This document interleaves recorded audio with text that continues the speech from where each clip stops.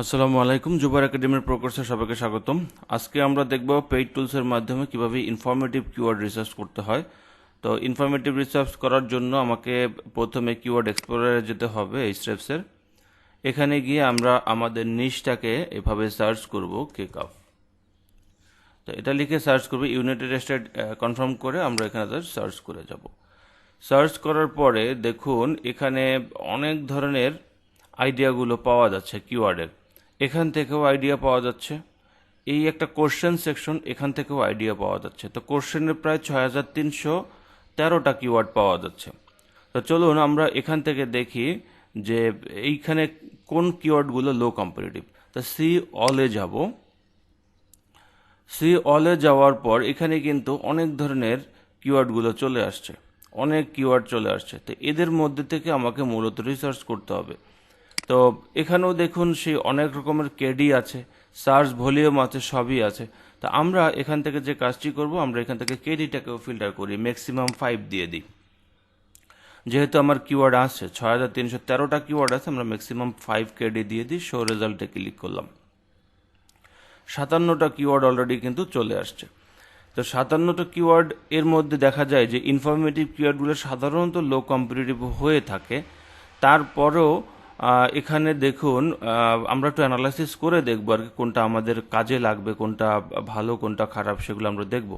তো এখানে দেখুন যে অনেক ধরনের ইয়ার রয়েছে, মানে সার্চ ভলিউম রয়েছে 20। এখানে সার্চ ভলিউমটাকে আসলে যত বেশি নেওয়া যায় ততটা ভালো। আবার অন্যদিকে যদি অন্য কথা বলি, সেগুলো হচ্ছে যে শুধুমাত্র গুগল সার্চ করলে বোঝা যায় যে তার সার্চ ভলিউম আছে। তো এখন বিষয় হলো যে এখানে সব কিওয়ার্ড যে এই স্টেপস নিয়ে আসছে, সে সব কিওয়ার্ডই যে এখানে পেয়েছে বা সার্চ ভলিউম দেখিয়েছে, কেডি দেখিয়েছে, তা কিন্তু না। এই স্টেপ যতটুকু পেরেছে, তার কাছে যতটুকু ডাটা আছে, সে ততটুকু আমাকে হেল্প করেছে। কিন্তু আমরা অন্য একটা পদ্ধতি জানি, সেটা হলো গুগলের মাধ্যমে আমরা অ্যানালাইসিস করে তার সাজেশন দেখে আমরা কিন্তু করেছি, মানে কিছু কিওয়ার্ড বের করেছিলাম এর আগে উইদাউট টুলসে। তো ওখান থেকেও কিন্তু আমরা ভালো ভালো কিওয়ার্ড পাওয়া যায়। তো আমার মতে হচ্ছে ইনফরমেটিভ কিওয়ার্ড এখান থেকে এখানের চেয়ে অন্ততপক্ষে যে ম্যানুয়াল যদি আমি অ্যানালাইসিস করি, ম্যানুয়ালটা উইদাউট টুলস বা ম্যানুয়াল যেটাই বলেন, যে ওইটা কিন্তু বেশ আমার কাছে এফেক্টিভ মনে হয়। তো আমরা ওইখানে কিন্তু ইউজিসি ফলো করে কাজ করেছি। আমি পেড টুলস থেকে কিভাবে ইউজিসি কিওয়ার্ডগুলো বের করতে হয়, মানে ইউজিসি র্যাঙ্কে আছে এমন কিওয়ার্ড বের করতে হয়, আমি সেটা দেখিয়ে দেব। তো এখান থেকেও আমরা সেই একইভাবে আমরা এভাবে কেডি ফিল্টার করার পর যে আমরা দেখব যে হাউ টু ইউজ কেকআপ, আমরা ঠিক একইভাবে এখান থেকে সার্ভ করব।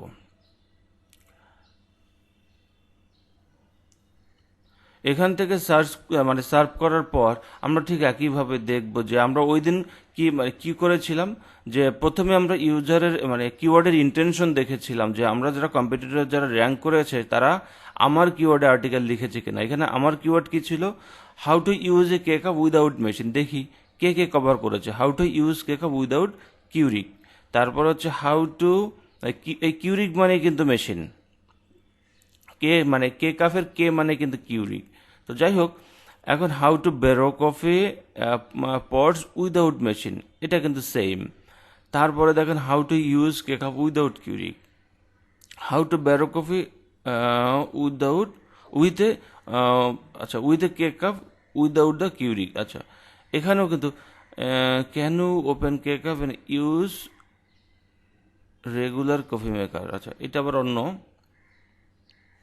Can I use a Keurig cup, মানে কিউরিক কাপ মানে কিন্তু K cup without the team without the machine.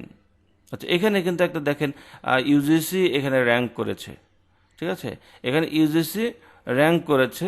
তা সেই সুবাদে আমি এটাকে নিতে পারি, হচ্ছে কিছু কিছু সময় আছে না যে চোখ বন্ধ করে নেওয়া।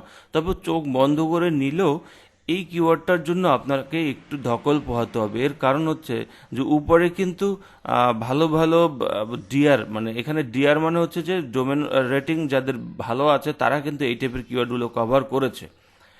এখন এই কিওয়ার্ডগুলো এই পর্যন্ত আমি হয়তো বা নিতে পারবো না, বা আমি এই পর্যন্ত পাবো না, কিন্তু এরপরে এটা 8 নম্বর পজিশনে আছে, কিন্তু আমাকে যুদ্ধ করতে হবে 8, 9, 10 এই তিনটা পজিশন নিয়ে আমি হয়তোবা যুদ্ধ করে আমি হয়তোবা টিকে গেলেও যেতে পারি, কারণ উপরে যারা কিওয়ার্ড আর্টিকেল লিখেছে তাদের বেশ ভালো অথরিটি আছে এবং তাদের ব্যাকলিঙ্ক আছে।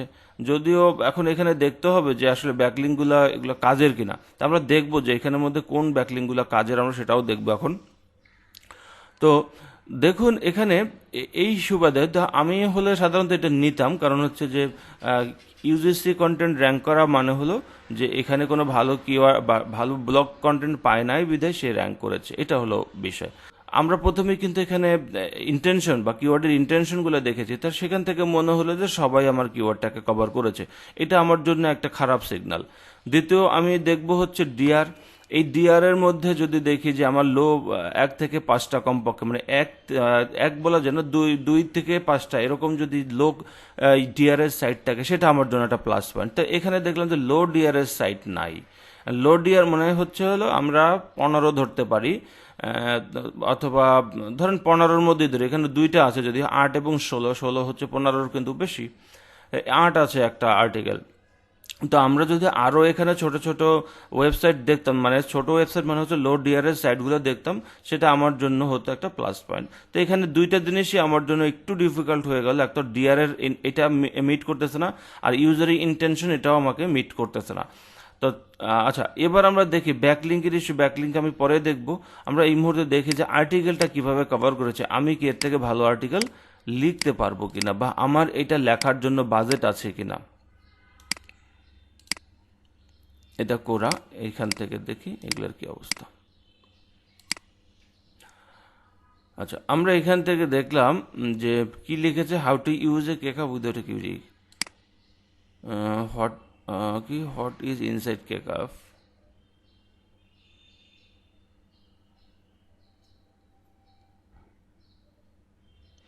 আচ্ছা, এই ভদ্রলোক বেশ ভালো আর্টিকেল লিখেছে এবং কি বলে তথ্যবহুল একেবারে।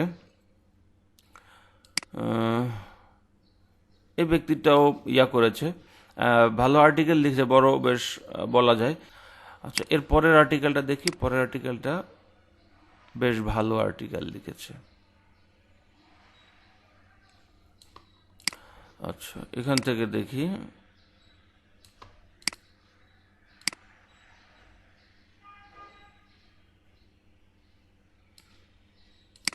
আচ্ছা, এখানে বিষয়টা হলো, এখানে যারা যারা এখানে আর্টিকেল লিখেছে তারা বেশ ভালো আর্টিকেলই লিখেছে। আপনাকে কিন্তু এরকম ইনফরমেটিভ আর্টিকেল দিতে হবে। যদি মনে করেন যে না, আপনি এর থেকে ভালো ইনফরমেশন দিতে পারবেন, আপনার সেটা এই আর্টিকেলটা লেখার মতো আপনার সেই যোগ্যতা রয়েছে, কিংবা আপনি রাইটারের কাছ থেকে এটা লিখিয়ে আনার জন্য আপনার যোগ্যতা রয়েছে, সেক্ষেত্রে মানে বাজেট রয়েছে, সেক্ষেত্রে আপনি এটা নিতে পারেন। তো আপনাকে যুদ্ধটা কোথায় করতে হবে? যুদ্ধটা কিন্তু আপনাকে 8, 9, 10 এই পজিশনগুলা জন্য আপনাকে যুদ্ধ করতে হবে। এটা শুধুমাত্র ইনফরমেটিভ কিওয়ার্ড তা না, এখানে কিন্তু যে কোনো কিওয়ার্ডের জন্যই কিন্তু আপনি উপরে দেখবেন যে যারা হাই আছে এবং লো আছে তাদের জন্য আপনার কোন পর্যন্ত আপনি আউটর্যাঙ্ক করার মতো ক্ষমতা রাখেন। তো যেহেতু ইউজিসি একটা কন্টেন্ট আছে, কোরা র্যাঙ্কে আছে, সেই সুবাদে মানে আমি এখানে একটু ট্রায়াল দিতে পারি যে এটা আমি আসলে নিয়ে দিতে পারি। আসলে খুব বড় আর্টিকেলের দরকার না, 1000-1500 ওয়ার্ডের আর্টিকেল দরকার যদিও এর জন্য।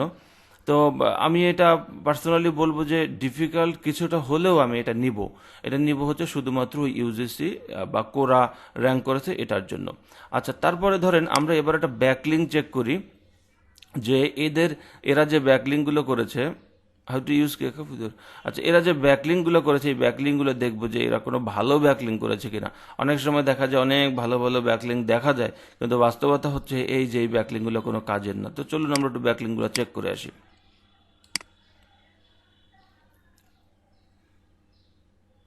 আচ্ছা, এখানে আমরা একটু দেখার চেষ্টা করবো যে এখানে ব্যাকলিঙ্কগুলো কিরকম ব্যাকলিঙ্ক আছে। নো ফলো ব্যাকলিঙ্ক, এখানে ব্যাকলিঙ্ক হলো মোট 17টা ব্যাকলিঙ্ক পাওয়া গেছে এখানে। তো এর মধ্যে থেকে no follow, no follow, no follow, এটা কন্টেন্ট থেকে আসছে। এটা ডু ফলো, আমরা এটা একটু দেখি যে এটা কিরকম।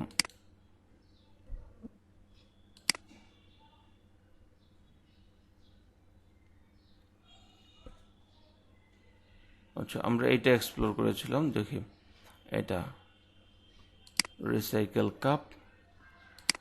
দেখুন এই ব্যাকলিংটা তো শোই করতেছে না, তার মানে এটা মানে কাজের না।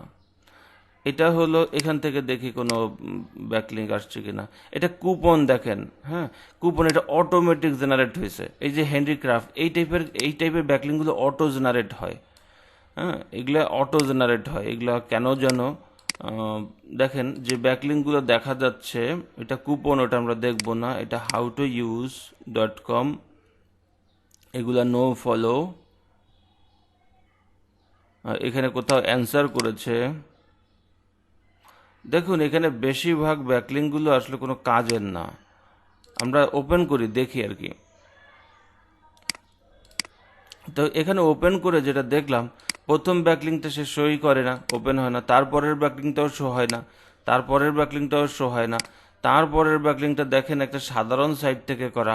সাধারণ সাইট মানে কিভাবে বুঝবো যে একটা নন প্রফেশনাল সাইট থেকে করা, সেটা হলো ওই দেখায় না, এখানে ফেভ আইকনটা, সেই ওয়ার্ডপ্রেসের ফেভ আইকনটা রয়ে গেছে। যদি এরকম যদি কোনো কিছু দেখে থাকেন যে ওয়ার্ডপ্রেসের সাইট রয়ে গেছে, তখন বুঝতে হবে যে এই সাইটটা একদম সাধারণ একটা সাইট, এটা কোনো অপটিমাইজ করা হয়নি, এই টাইপের একটা সাইট।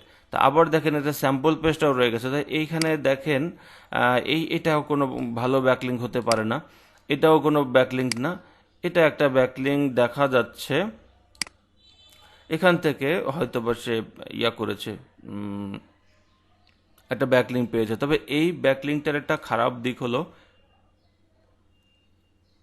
এখানে প্রচুর পরিমাণ সে লিঙ্ক করেছে বিভিন্ন ওয়েবসাইটে। দেখি বিভিন্ন ওয়েবসাইট কিনা একটু দেখি, হ্যাঁ এটা বিভিন্ন ওয়েবসাইটে সে লিঙ্ক করেছে। যদি দেখি কোনো ওয়েবসাইটে অনেক বেশি লিঙ্ক করা, তাহলে বুঝতে হবে যে এখান থেকে আমি তেমন একটা লিঙ্ক জুস পাবো না বা পাওয়া যায় না। কারণ হচ্ছে যে আপনি যখন একটা এটা উদাহরণ এরকমই দিই যে একটা পানির পাত্রকে যত বেশি ছিদ্র করবেন তার পানিটা তত বেশি বের হয়ে যায়। তো এখানে দেখেন প্রচুর পরিমাণ সে আউটবাউন্ড লিঙ্ক দিয়েছে।